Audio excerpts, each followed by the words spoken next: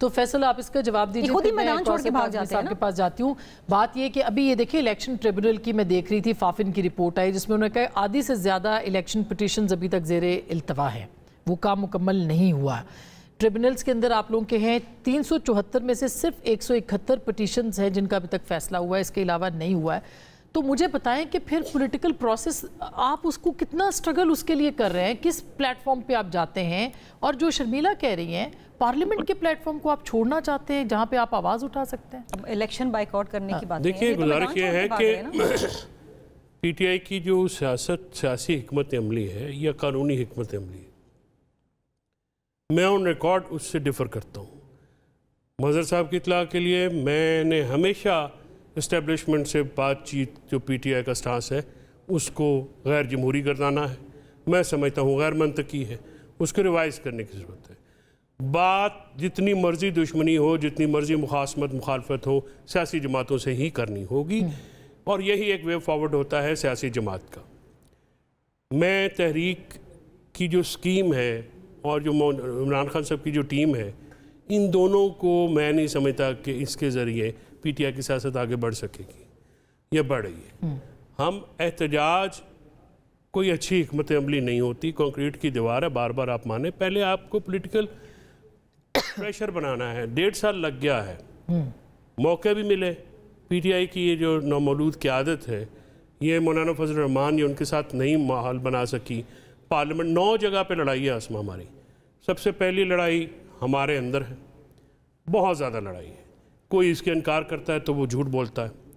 Number 2، اس وقت ہماری opposition کے ساتھ کوئی الیک سلیک نہیں ہے۔ جو پارلیمنٹ میں موجود اپوزیشن کی جماعتیں ہیں، جو یو آئی ہے، ان کے 3-4 تحفظات تھے، یہ دور نہیں کر سکے، اور وہ آپ کا عمران مرتضیٰ صاحب سے سٹوری سن بھی چکی ہوں گی، دوبارہ سن بھی چکے۔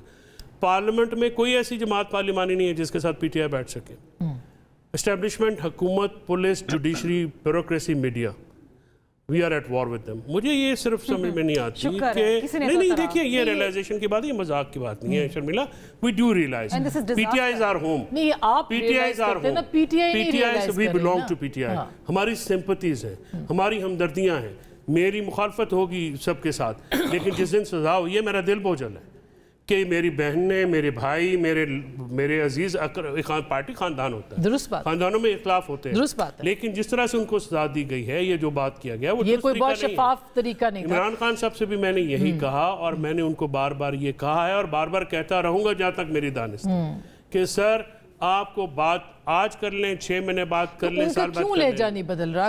یہ جو ایکس پہ ان کا میسج آتا ہے، یہ ظاہر ہے وہ ایسے تو نہیں کہتے ہوں گے جو آ کے سامنے آ جاتا ہے، اس کے پیچھے کیا مقاصد ہیں؟ جو دیکھیں نا، وہاں پہ بھی ایک لوگ ہیں نا جو انقلابی ذہن رکھتے ہیں، چوتھا بندہ ان کے ساتھ کوئی نہیں ہوتا، لیکن انقلاب انہوں نے لانا ہے۔ بات یہ ہے کہ یہاں پہ آپ کو جو احتجاج ہے، میری نظر میں حکمت عملی نہیں ہوتا۔ حکمت عملی کا بہت وائٹل پارٹ ضرور ہوتا ہے۔